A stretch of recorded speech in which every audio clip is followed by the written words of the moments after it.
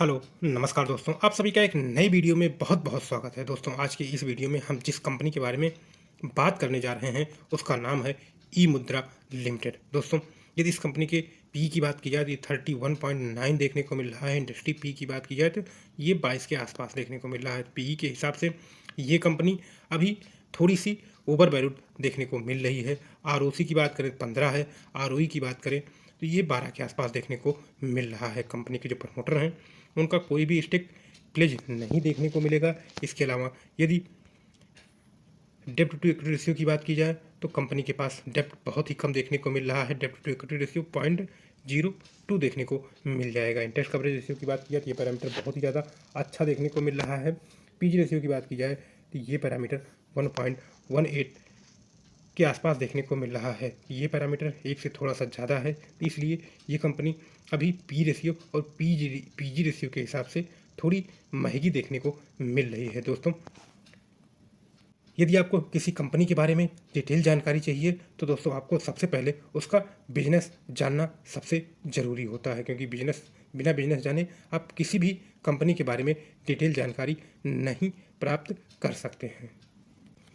ये दोस्तों, इस कंपनी के परिचय की बात की जाए तो ई मुद्रा लिमिटेड एक भारतीय टेक्नोलॉजी कंपनी है जो डिजिटल आइडेंटिफाई, साइबर सिक्योरिटी और पेपरलेस ट्रांजैक्शन से जुड़ी सेवाएं देती हैं। यह कंपनी खासतौर पर डिजिटल सिग्नेचर सर्टिफिकेशन यानी डीएससी और ट्रस्ट सर्विस में काम करती है। ये दोस्तों, इस कंपनी के बिजनेस मॉडल की बात की जाए कि बिजनेस मॉडल कैसे काम करता है तो दोस्तों, पहला है डिजिटल सिग्नेचर सर्टिफिकेशन यानी डीएससी। ई मुद्रा लोगों और कंपनियों को डिजिटल सिग्नेचर सर्टिफिकेट्स देती है। इसका उपयोग क्या होता है दोस्तों, जैसे income tax filing, GST filing, MCA, company registrations और ई टेंडरिंग में यूज किया जाता है।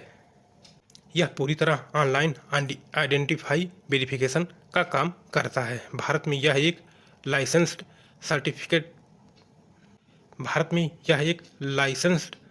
सर्टिफाइंग अथॉरिटी यानी सीए है। दूसरा दोस्तों जो है वो है इंटरप्राइजेज सोल्यूशन यानी कॉर्पोरेट क्लाइंट्स। कंपनी बड़ी कंपनियों और सरकारी संस्थाओं को देती है यह सेवा। आइडेंटिफाई एंड एक्सेस मैनेजमेंट यानी IAM, authentication solution, paperless workflow system. ये सेवाएं ये कंपनी जो इंटरप्राइजेज सोल्यूशन में प्रोवाइड करने का काम करती है, जैसे बैंक, एनबीसी, सरकारी विभाग। साइबर सिक्योरिटी सॉल्यूशंस की बात की जाए तो डेटा सिक्योरिटी का काम करती है कंपनी। इसके अलावा इंक्रिप्शन और सिक्योर ऑथेंटिकेशन, यह सेगमेंट तेजी से ग्रो हो रहा है क्योंकि साइबर अटैक लगातार बढ़ रहे हैं। दोस्तों, ये कंपनी सिर्फ भारत में ही काम नहीं करती बल्कि USA, middle east, south east Asia में भी अपनी सर्विसेज सेवाएं देने का काम करती है। इसका ग्लोबल प्रेजेंस इसे फ्यूचर ग्रोथ के लिए स्ट्रांग बनाता है। दोस्तों, इस कंपनी के रेवेन्यू की बात की जाए कि इस कंपनी का जो रेवेन्यू है वो कहाँ से आता है तो डीसीएस सर्टिफिकेट बेचकर, इंटरप्राइज सॉफ्टवेयर और सर्विस प्रोवाइड करके, साइबर सिक्योरिटी सॉल्यूशन प्रोवाइड करने पर और सब्सक्रिप्शन एंड सर्विस फी से इस कंपनी का जो रेवेन्यू है वो प्राप्त होता है। ये दोस्तों, इस कंपनी के रिस्क की बात की जाए तो कंपटीशन जो अन्य आईटी और साइबर सिक्योरिटी कंपनियां आपको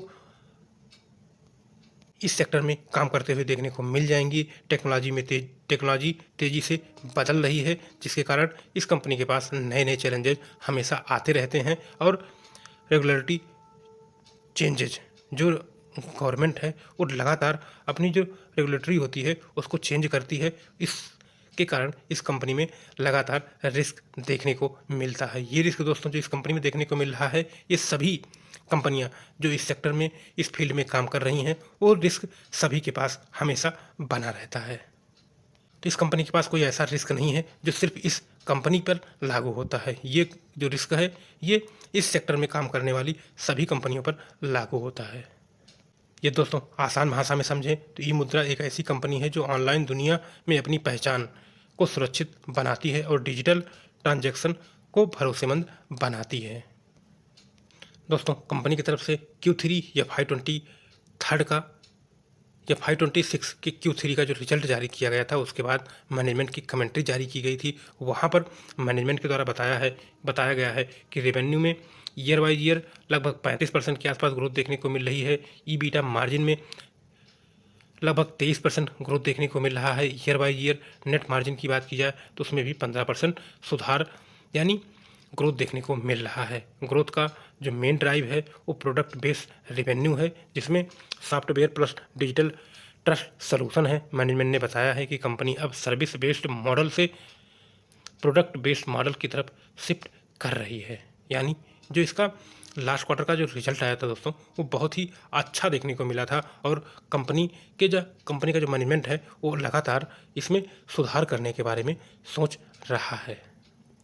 दोस्तों, जो कंपनी की तरफ से कॉल जारी किया गया था उसमें मैनेजमेंट के द्वारा जो मुख्य बातें बताई गई हैं जो कि आपके लिए जानना आवश्यक है, उसमें पहला जो पॉइंट था दोस्तों वो था ग्रोथ स्टेबल लेकिन क्वालिटी इम्प्रूव हो रही है।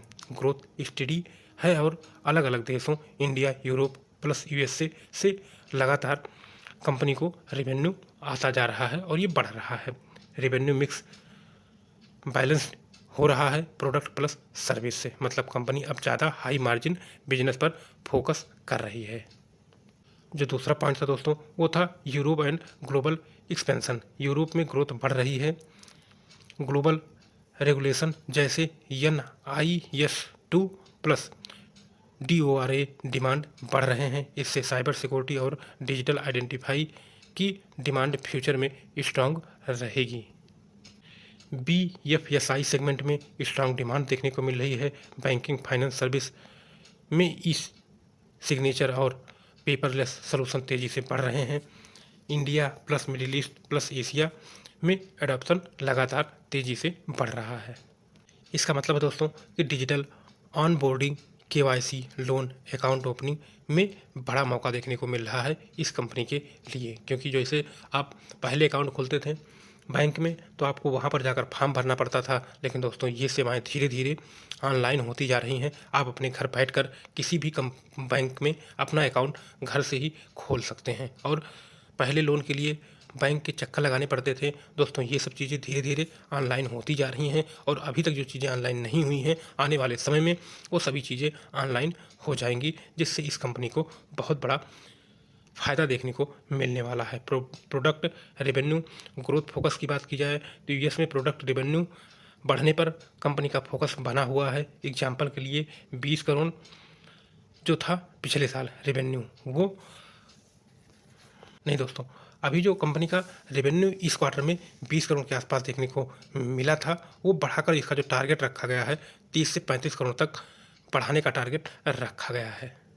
दोस्तों, यदि कंपनी के ऑर्डर बुक की बात की जाए तो मैनेजमेंट ने बताया है कि जो पाइपलाइन ऑर्डर है वो 400 प्लस करोड़ से ज़्यादा देखने को मिल रहा है। यानी आने वाले समय में ग्रोथ विजिबिलिटी स्ट्रांग देखने को मिल रही है।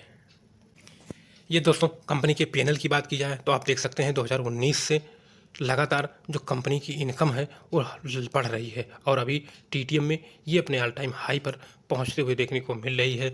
यदि नेट प्रॉफिट की बात की जाए तो इसमें भी लगातार एक ग्रोथ देखने को मिल रही है और ये 17 करोड़ से बढ़कर 105 करोड़ तक पहुंच चुकी है। यानी कंपनी का जो ग्रोथ है वो बहुत अच्छी तरीके से हो रहा है। Compound sales growth, compound profit growth, stock price, CAGR, return on equity, ये चारों के चारों पैरामीटर बहुत ही ज़बरदस्त देखने को मिल रहे हैं। बैलेंस शीट की बात की जाए तो कंपनी के पास जो रिजर्व है वो 772 करोड़ का रिजर्व है और यदि बोरिंग की बात की जाए तो बोरिंग सिर्फ और सिर्फ 16 करोड़ के आसपास देखने को मिल रही है। यानी कंपनी की जो बैलेंस शीट है वो बहुत ही ज़्यादा स्ट्रांग देखने को मिल रही है। यदि शेयर होल्डिंग पैटर्न की बात की जाए तो कंपनी के जो प्रमोटर हैं उनके पास 54.40% का स्टेक है और ये स्टेक काफ़ी समय से कंपनी के जो प्रमोटर हैं वो होल्ड कर रहे हैं। इसमें ना तो कोई सेलिंग हुई है ना कोई बाइंग हुई है। यदि एफआई के स्टेक की बात की जाए तो सितंबर 2025 में एफआई के पास 4.15% का स्टेक था जो कि बढ़कर 4.16% हो चुका है। यदि डीआई के स्टेक की बात की जाए तो डीआई का स्टेक भी लगभग सेम, एक क्वार्टर पहले 16.74 था और अभी 16.75 के आसपास देखने को मिल रहा है। तो ओवरऑल बात करें दोस्तों तो कंपनी का जो शेयर होल्डिंग पैटर्न है वो बहुत ज़्यादा स्टॉक देखने को मिल रहा है और पब्लिक के पास जो स्टेक है वो लगभग 23 से 23.5% के आसपास देखने को मिल रहा है। दोस्तों, यदि कंपनी के फ्यूचर ग्रोथ प्लान की बात की जाए कि मैनेजमेंट क्या सोच रहा है आने वाले समय में, तो यहाँ पर FY26 के लिए जो गाइडेंस जारी की गई है, रेवेन्यू टारगेट 700 करोड़ है, जो पिछले साल FY25 में था वो 519 करोड़ के आसपास है। तो यहाँ पर आप देख सकते हैं कि कंपनी का जो टारगेट है वो बहुत बड़ा देखने को मिल रहा है। ईबीटा मार्जिन का टारगेट 23 से 24% के आसपास देखने को मिल रहा है। इसके अलावा cyber security and digital trust पर कंपनी का फोकस देखने को मिल रहा है। यहाँ पर identity access management, certificate life cycle management पर कंपनी का फोकस है। इंक्रिप्शन एंड सिक्योरिटी सोल्यूशन पर कंपनी का फोकस देखने को मिल रहा है। ग्लोबल कंप्लेंस रूल डिमांड बढ़ रही है। और तीसरा देखा जाए दोस्तों तो यहाँ पर ग्लोबल एक्सपेंशन स्ट्रेटजी पर कंपनी काम कर रही है। यूरोप, मिडिल ईस्ट, एशिया में एक्सपेंशन कर कंपनी लगातार कर रही है। न्यू पार्टनरशिप प्लस इक्विजिशन के थ्रू इंडिया से ग्लोबल कंपनी बनने का प्लान कंपनी के पास तैयार देखने को मिल रहा है। दोस्तों, जो केंद्र सरकार के द्वारा एक योजना घोषित की गई है डिजिटल इंडिया, ठीक है, कि सभी चीज़ों को डिजिटलाइज किया जाए, तो यहाँ पर कंपनी के पास एक बहुत बड़ी अपॉर्चुनिटी देखने को मिल रही है। डिजिटल इंडिया अपॉर्चुनिटी के तहत गवर्नमेंट डिजिटलाइजेशन पर लगातार फोकस कर रही है, जिसमें से ऑनलाइन KYC, GST, MCA और बैंकिंग। इससे दोस्तों इंडिया में लॉन्ग टर्म एक बड़ा अपॉर्चुनिटी कंपनी के पास देखने को मिल रही है। ओवरऑल बात की जाए दोस्तों, ये कंपनी लॉन्ग टर्म के हिसाब से बहुत ही अच्छी देखने को मिल रही है, क्योंकि इसका जो फ्यूचर है वो पूरा डिजिटल ग्रोथ पर डिपेंड कर रहा है। और आने वाले समय में दोस्तों सभी चीज़ें डिजिटाइल होने वाली हैं और उससे कंपनी को एक अच्छा खासा ग्रोथ देखने को मिलेगा। तो दोस्तों आज के इस वीडियो में इतना ही, मिलते हैं नेक्स्ट वीडियो में, तब तक के लिए बाय बाय दोस्तों।